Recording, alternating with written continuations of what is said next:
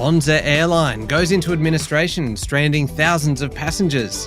Retail sales fall, putting pressure on the Reserve Bank around interest rates. And house prices rise for the 15th consecutive month. Welcome to Fear and Greed, daily business news for people who make their own decisions. It is Wednesday, the 1st of May, 2024. I'm Michael Thompson, and good morning, Sean Aylmer.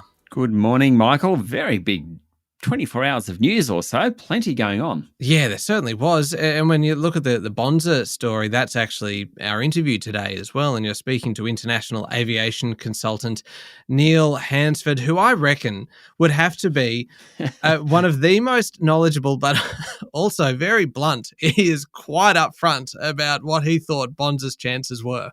Yeah, zero.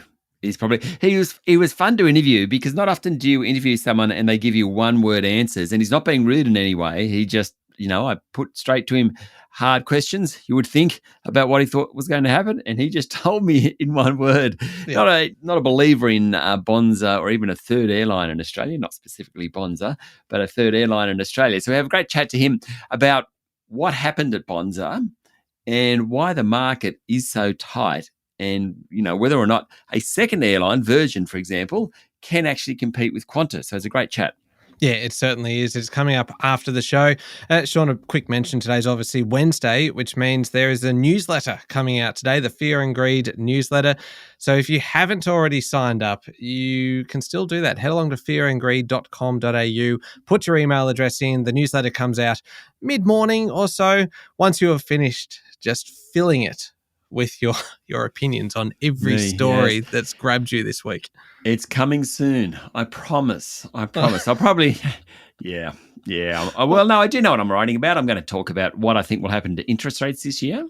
I'm going to talk a little bit about Bonza. I'm going to talk a fair bit about BHP's bid for Anglo American and what that means. Plenty to discuss. I love it because we get to hear your opinion, and you really, last week, goodness me, you fired up in the newsletter. So I'm looking forward to that one again. Head along to fearandgreed.com.au if you haven't signed up already. The main story this morning, though, Sean, it is about Bonza, which has gone into voluntary administration after services were suspended yesterday and planes were repossessed by a shareholder of the discount airline's owner. Yeah, so 3 were repossessed, including one that had passengers on board, leaving thousands stranded yesterday. Hall Chadwick will act as voluntary administrators. Bonza is the only independent low-cost carrier in Australia. It launched in January last year with plans to take on Qantas and Virgin. But like Compass before it, Bonza found the going very tough. AIP Capital, an investment partner of the owner of Bonza, commenced repossession proceedings at 3 a.m. Australian time yesterday, seemed to take everyone, including management of Bonza, by surprise. Now, the owner is Miami-based investors 777 Partners. 777 also part owns the Canadian low-cost carrier Flair and leases its aircraft assets between both Flair and Bonza. Flair had some of its aircraft repossessed at short notice last year. 777 has an interesting pedigree, with The Guardian reporting they're being chased in court in the UK for $30 million in unpaid aircraft leasing fees and damages. 777 is also currently attempting to take over English football club Everton, though authorities haven't quite signed off on that deal yet. So where does it leave passengers? I suppose where does it leave staff as well? Excellent questions. Up in the air. Too soon? Probably. On the ground in this case. Yeah, on the ground I think is probably more likely at the moment. The Transport Workers Union was seeking an urgent meeting with Bonza to discuss the implications for workers. There are planes on the ground at the Sunshine Coast, at Melbourne Airport and the Gold Coast. Qantas and Virgin scrambled yesterday to help passengers out. Now, the airline operates out of a base at Sunshine Coast Airport. It was set up to primarily serve the leisure market. Bonza quickly expanded to Melbourne and the Gold Coast. It was operating 34 routes in total, but ran into trouble when new aircraft didn't arrive as soon as expected. That triggered poor reliability, and things didn't get much better after that. Now, the economics of a third airline on leisure routes that can't charge a premium for business class passengers very much worked against Bonza, or is working against Bonza. Its cheapest flights were just $50. You don't get much return in that. In short, a third airline has always been a very tough proposition in the Australian market. Yeah, and have a listen to Neil Hansford because he does not hold back. He does not. All right, how did local markets perform yesterday? The S&P ASX 200 closed up almost 0.5% to 7,664 points, though for the month of April it was down about 3%. The lithium stocks, which have been under pressure, led the market higher yesterday. Arcadium Lithium and IGO both did well, jumping around 8%. Among the large caps, the banks were higher. Fortescue Metals jumped 1.5%, while Wesfarmers was up nearly 2%. Goodman Group was another pretty good performer yesterday. Engineering company Worley Limited was the biggest laggard, down 7.5% after confirming its largest shareholder, a Dubai-based infrastructure group, had sold 19% of shares. Ouch. Power producer Origin reported a 16% reduction in gas revenue in fiscal 2024 due to lower oil prices and contract prices. And fuel supplier Ampol lost 3% after reporting a 21% drop in its Lytton refiner margins in the 3 months to March. And what about international markets? Well, Elon Musk's quick visit to China, which we spoke about on Monday, has paid pretty much immediate dividends, with Tesla's share price jumping 15% yesterday morning when markets reopened in the US. Mr. Musk received in-principle approval from government officials to deploy its driver assistance system in the world's biggest car market, and investors very much liked the deal. I'm sure Mr. Musk is pretty happy too, because his wealth, on the back of the share price surge, has jumped about $37 billion in less than a week. Oh, that's obscene. Isn't that just extraordinary? You just say that so casually. $37.3 billion, of course. It's just ridiculous. In China, figures show the manufacturing sector expanding at its most rapid clip since February last year. That takes it to 6 months of a row of increased activity. Oil prices are off a bit on hopes of some sort of ceasefire deal in the Middle East. Gold prices are lower. The Aussie dollar fell after the release of weaker retail sales figures. More of that shortly, but it is still above 65 US cents. We've got a lot to get through today. I'm just thinking about it. There's so many stories. It's just a massive 24 hours in business news, so we better get cracking. We'll be back in a moment with the rest of the day's business news.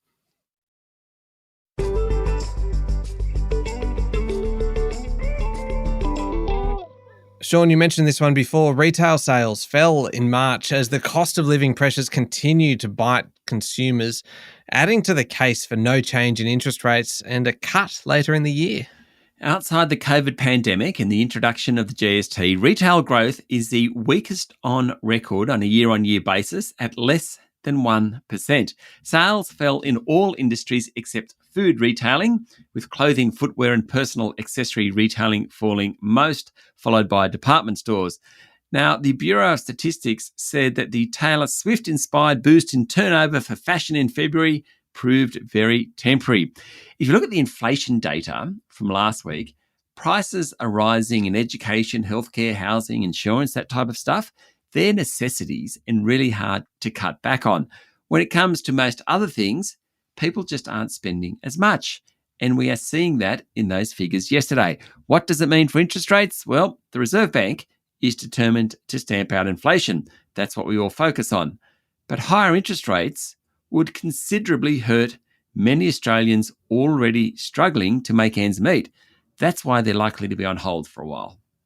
Staying in the retail sector, Sean, Coles released its third quarter sales yesterday, and they jumped 3% to push through $10 billion. The Coles number tells a similar story to the Bureau of Statistics data. People are spending more in supermarkets for necessities and less on luxuries like beer and wine. Coles benefited from its Australia Day promotions and apparently Pokemon collectibles. Doing pretty well, Michael. There you go. Yes. Can I actually tell you, Sean, generally, we are Woolworths customers. Right. It's probably our nearest geographically, so we do all of our shopping there, except for when Coles run those various collectibles. And if it's suddenly right? Pokemon or one of those kind of things where you build it out of cardboard and stuff and you get kind of one for every $30 you spend there, for the month or 6 weeks that they're running those promotions, all of our groceries shift to Coles for that time. Wow. That's really interesting. So I remember Woolies having a promotion the last couple of years, exactly the same thing happening. It was one of those, you'd get a mini product, Yep. a little cardboard product, and that worked for them. I can't believe that works. Oh, it does, and spectacularly well. Like, it's not just a little bit. We 100% move across. and obviously kind of spending quite a bit because you keep on spending a little bit more to try and kind of tip over the next $30. But suddenly when you got two kids who are desperate to collect a full set of something. You don't have to blame the kids. That's okay, Michael. They don't actually realise we're collecting them. It's just me. No, that's right. Anyway, Coles boss Leah Weckert said there was a meaningful increase in customers interacting with digital platforms and loyalty programs. The good news on the prices front is shelf inflation fell to 2.2% during the March quarter from 3%. Now, that's due to lower increases in packaged goods prices, but there's also deflation in fresh produce, meats and bakery items. House prices rose for the 15th consecutive month during April, and the median value of homes across the country is now $78,000 higher since the trough in January last year. They are the top line numbers, but there are big differences between cities. Perth was the best performer last month with the median price up 2%. That is a big jump, followed by Adelaide at 1.3% and Brisbane at 0.9%, according to CoreLogic. In Sydney, the market was up 0.4% and in Melbourne, down just ever so slightly, 0.1%. Hobart and Canberra were slightly higher. Essentially, in the housing market, a lack of supply is overwhelming the problems coming about with affordability and higher interest rates. But CoreLogic warns that there is a risk that the growth in house prices will slow in coming months as interest rates stay higher for longer, labour markets soften, housing affordability continues to be a problem, and, of course, the economy slows. The median national value is now just under $780,000, ranging from $1.146 million in Sydney to just under $500,000 in Darwin. Canberra is nearly $850,000. Brisbane's $828,000. Melbourne's $783,000. Adelaide's just under $750,000. And Hobart is almost $650,000. Sean, a review of the 000 hotline has recommended, and the federal government has accepted, new rules mandating how, what and when telcos communicate with customers during and after a major outage.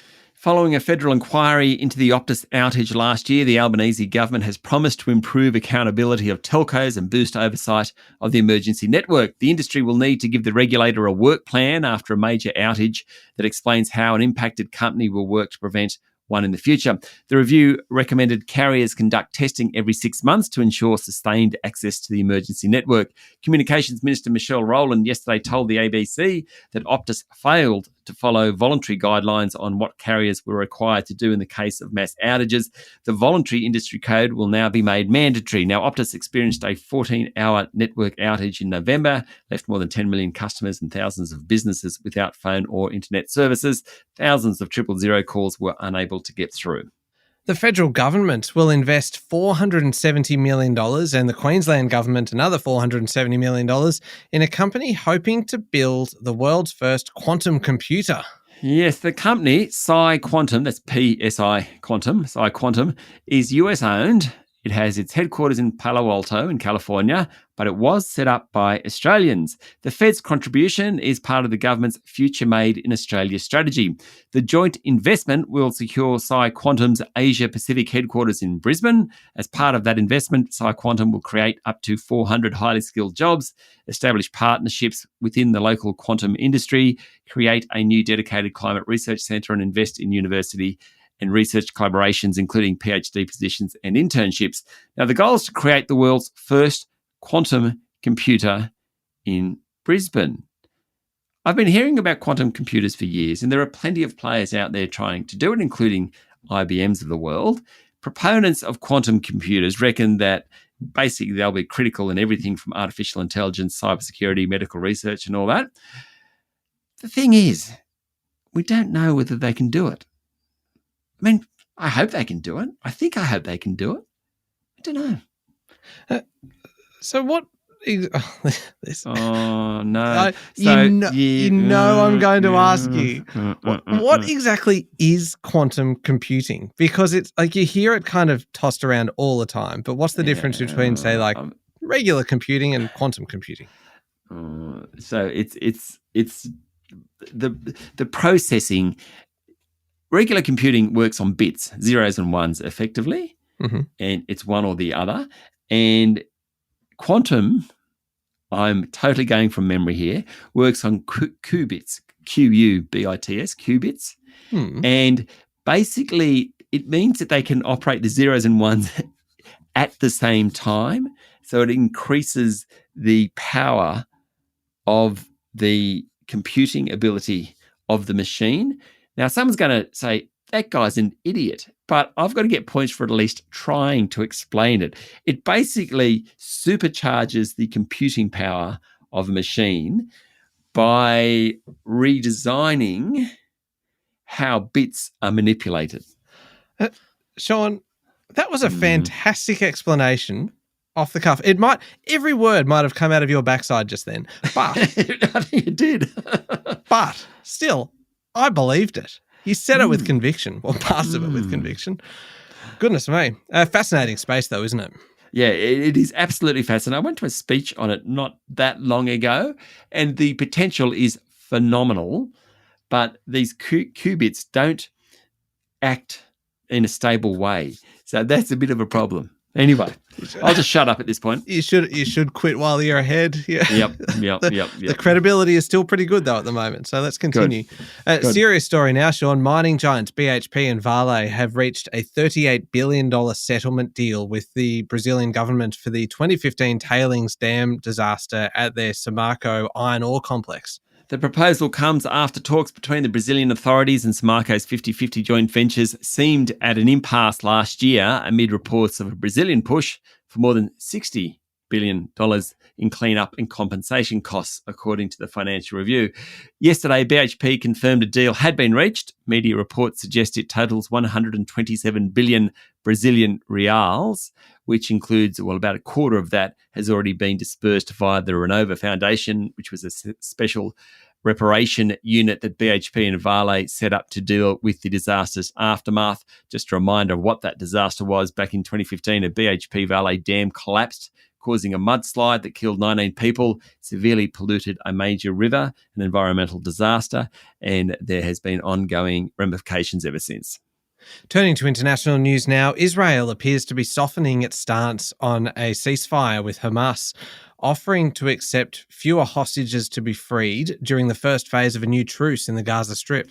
For months, Israel had demanded that Hamas release at least 40 hostages, women, older people, and those who are seriously ill, to secure a new truce, according to the New York Times. Now, the Israeli government is prepared to settle for only 33. The change was prompted partly by the fact that Israel now believes some of the 40 people have died in captivity, according to one of the officials. US Secretary of State Antony Blinken said at the World Economic Forum in Saudi Arabia on Monday that Israel had made an extraordinarily generous offer and that Hamas alone stood in the way of a deal. British Foreign Minister David Cameron said at the same conference that the offer included a sustained 40-day ceasefire and the release of potentially thousands of Palestinian prisoners in exchange for the Israeli hostages. Meanwhile, Israeli airstrikes continue. They killed at least 40 Palestinians over the past 48 hours, with more than half of the dead in the southern Gaza city of Rafah, where bombs hit 3 houses. And US President Joe Biden spoke to the leaders of Egypt and Qatar, hoping to increase pressure on Hamas to accept a ceasefire deal. And last one, Sean, David Beckham is suing. We don't really mention David Beckham much on the show, do we? This could be the first, I think. You know what? It's certainly the first time we've mentioned Mark Wahlberg. No, that's not true. No. Because of this story? Because of F45? Or because of the Wahlburgers chain? I don't think we've done the Wahlburgers chain. We've definitely done F45 though. Well, anyway, you got Beckham suing Wahlberg. So they're former neighbours. I would say probably former friends now as well, over a failed celebrity endorsement deal with struggling Australian fitness franchise F45, with David Beckham alleging it cost him $10 million. The former footballer says Wahlberg was instrumental in signing him to the deal in 2020, which saw Beckham become one of F45's celebrity ambassadors ahead of its public float on the New York Stock Exchange the following year. The former Beverly Hills neighbours are now on opposite sides of a US District Court legal battle over shares in the company that Beckham was promised. Beckham's firm, DB Ventures Limited, DB, David Beckham Ventures, alleges it lost more than $10 million when F45 stocks promised were withheld until after the company's share price tumbled from its IPO price of $16 to below $3 in 2022. So the allegation basically is they should have got the shares up front. They could have done what they wanted to do with them at that point, but they were withheld, allegedly. And when they did get them, they were worth a lot less. F45 started with one gym in Australia 2013. It developed the global franchise on the back of a 45-minute functional high-intensity interval and circuit training classes. They are a killer. I'm an F40. 18 months I've been going to F45. I look great, but my God, they hurt. Anyway, it listed on Wall Street. Ultimately, its share price dropped too low. The company failed to file its financial reports on time. It delisted last year, but my local F45 is still operating. Yeah, Sean Muscles Aylmer. I love that. I love the modesty in there as well. I look great, but still. You know that I don't when you say that. I'm no Greg Norman. Have you seen those pictures of Greg Norman circulating recently? I think everyone's seen the pictures of Greg Norman. They're the ones where he's mostly nude, right? Yes. There's one that his dog at the surf was a particularly interesting one recently. Yes. Enough said. Enough said. Sean, don't really know how we go from there to talking about planes, but let's do it. Up next is the Fear and Greed Daily interview. International aviation consultant Neil Hansford is your guest. Yes, all about what happened at Bonza, why it's gone into voluntary administration, whether it's got much chance here in Australia, and what the outlook is for Virgin and Qantas. Yeah, it's up next in the Fear and Greed playlist on your podcast platform or at fearandgreed.com.au, which is also where you can sign up for today's newsletter. Jump on that one quickly. And Sean, today's Wednesday. Obviously, it's newsletter day, but it's also... How do they afford that? What are you and Ken talking about today? Well, today we're talking about getting on the property ladder, right? But a way that a lot of people are doing it, which is buying a place, whether it's a unit or a house, with somebody else. Right. Whether it's a friend or a sibling or even people buying with their parents as well, not alone, but actually going into this 50-50, for instance. And so we talk about a lot of those scenarios and the pros and cons and things you need to be aware of and the different agreements that you should have in place before you do it. So it is a really interesting topic and one that I think actually probably applies to a lot more people than you would think, especially when we talk about today how much prices are continuing to rise. People are looking for different ways in order to get their foot in the door. I look forward to listening to it. Well, you can find How Do They Afford That wherever you listen to podcasts, and I'll put a link in today's show notes as well.